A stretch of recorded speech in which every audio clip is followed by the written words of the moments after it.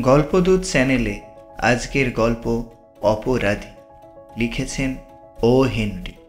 গল্পটি আমরা নিয়েছি মঙ্গলম মুদ্রিত বিশ্বের সেরা গোয়েন্দা গল্প বইটি থেকে, যার ভাষান্তর করেছেন অঞ্জন বসু।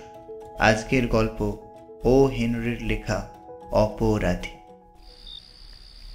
নির্জন পথে প্রতিধ্বনিত হচ্ছে প্রহরারত পুলিশ ধীরে অথচ ভারী পদক্ষেপের শব্দ।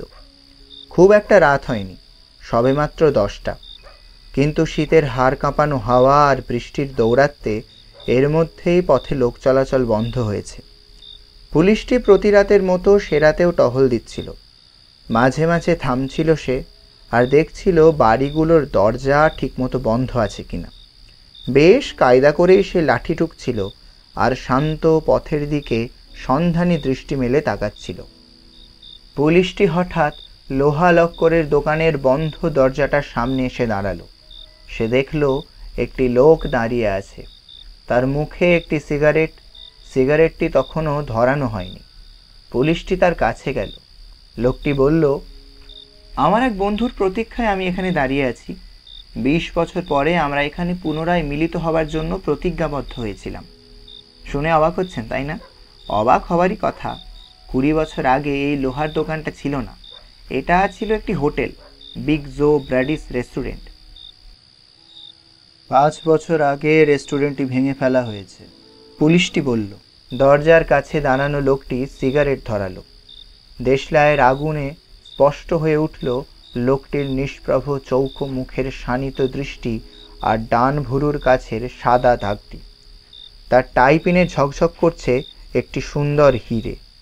সে বলে, 20 বছর আগে আমি এখানে বিগ জো ব্র্যাডিস রেস্টুরেন্টে আমার প্রিয় বন্ধু সন্ধানুরাগী জিমি ওয়েলসের সঙ্গে নৈশাহার করছিলাম। এই নিউ ইয়র্ক শহরে জিমি আর আমি সহোদর 2 ভাইয়ের মতোই বড় হয়েছি। আমার বয়স ছিল 18 আর জিমির 20। পরের দিন সকালেই আমি ভাগ্যান্বেষণে পশ্চিমে চলে গেলাম। জিমি নিউ ইয়র্ক ছেড়ে এক পাও যেতে চাইতো না।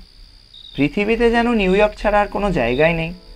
সেদিন রাতে আমরা স্থির করেছিলাম, ধনী হই আর নিশ্চয়ই হই, আমরা যদি বেঁচে থাকি তাহলে 20 বছর পরে আবার আমরা এখানে মিলিত হব। আমাদের দৃঢ় বিশ্বাস ছিল যে 20 বছর সময় প্রতিষ্ঠিত হবার পক্ষে যথেষ্ট। বাহ, বেশ মজার ব্যাপার তো। তা সে তো অনেক দিন আগের কথা। আপনি চলে যাওয়ার পর নিশ্চয় আপনার বন্ধুকে চিঠি লিখতেন, তাই না? হ্যাঁ, প্রথম নিয়মিত পত্রের আদান প্রদান হতো, কিন্তু ক্রমে আমাদের যোগসূত্র ছিন্ন হলো। বন্ধুকে চিঠি লেখার কথা ভুলেই গিয়েছিলাম।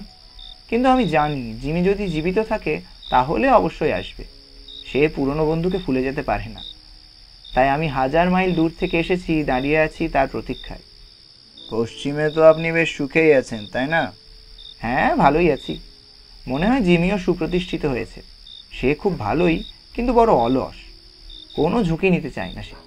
আর আমাকে টাকা রোজগারের কতই না ঝুঁকি নিতে হয়েছে।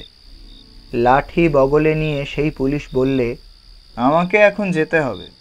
আশা করি আপনার বন্ধু এবার আসবেন।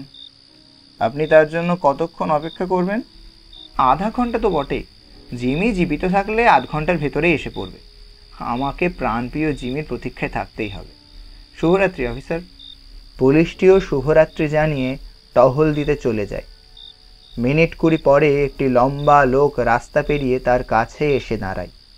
অন্যান্য পথচারীদের মতো সে লোকটিও বর্ষাতিতে গা ঢেকে কান পর্যন্ত কলার তুলে দিয়ে তার কাছে এলো।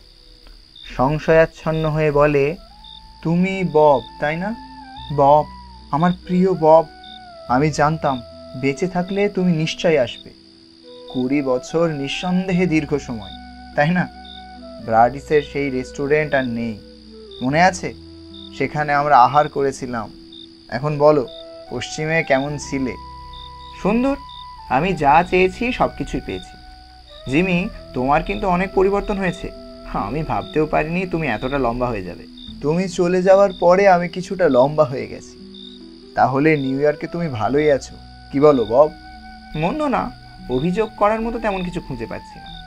শহরের সরকারি অফিসে কাজ করি। চলো জিমি, পরিচিত কোনো একটা জায়গায় গিয়ে ফেলে আসা দিনের গল্প করি। তারা দুজন হাত ধরাধরি করে পথ দিয়ে চলতে থাকে। পশ্চিম দেশ থেকে আগত মানুষটি তার জীবন আর কৃতকার্যের কথা বলে। অন্যজন কোটের কলারে মুখ ঢেকে গভীর আগ্রহে তার কথা শোনে। রাস্তার কোণে ওষুধের দোকানটার কাছে এলো তারা। দোকানের উজ্জ্বল আলোয় একে অপরের মুখ দেখল। পশ্চিম থেকে আগত মানুষটি এতক্ষণে হাতটা ছাড়িয়ে নিয়ে বলল, তুমি জিমি ওয়েলস নও। 20 বছর নিঃসন্দেহেই দীর্ঘ সময়, কিন্তু এই সময়টা তোমার দীর্ঘ নাকটাকে তো ছোট করতে পারে না। 20 বছরে একজন সৎ লোক অপরাধী হতে পারে। বব, 10 মিনিট আগে আমি তোমায় গ্রেপ্তার করেছি। শিকাগো পুলিশ তোমায় খুঁজছিল। এ পথে তুমি আসবে, আর তাই আমাদের আগে থেকেই ফোন করে সতর্ক করে দেওয়া হয়েছিল। তারা সঙ্গত কারণেই তোমার সঙ্গে কথা বলতে চাই, আর কেন বলতে চাই তা তোমার অজানা নয়। ব্যাংকে ডাকাতির ব্যাপারে তোমায় তারা জিজ্ঞাসাবাদ করবে। এখন বলো, লক্ষ্মী ছেলের মতোই যাবে তো? থানায় যাওয়ার আগে আমি তোমায় এই ছোট্ট চিঠিটা দিতে চাই। জানলা দিয়ে যে আলো আসছে, সে আলোয় এটি তুমি অনায়াসে পড়তে পারবে। এটি লিখেছে তোমার বন্ধু জিমি ওয়েলস। সে এই এলাকার পুলিশ প্রধান। পশ্চিম থেকে আগত লোকটি চিঠি মেলে ধরে। সে যখন এটা পড়তে শুরু করে তখন তার হাত অকম্পিতই ছিল, কিন্তু পড়া শেষ করে তার হাত কাঁপে। চিঠিটা খুবই সংক্ষিপ্ত। বব, আমাদের পূর্ব পরিকল্পনা অনুযায়ী ঠিক সময়ে নির্দিষ্ট স্থানে উপস্থিত হয়েছিলাম, কিন্তু তুমি যখন সিগারেট ধরালে, দেশলাইয়ের আলোয় তোমায় আমি অপরাধী বলে চিনতে পারলাম, যাকে শিকাগো পুলিশ হন্যে হয়ে খুঁজছে। আমি তোমায় গ্রেপ্তার করব না, তাই সাধারণ পোশাক পরা এই পুলিশকে পাঠালাম আমার হয়ে কর্তব্য সম্পাদন করতে।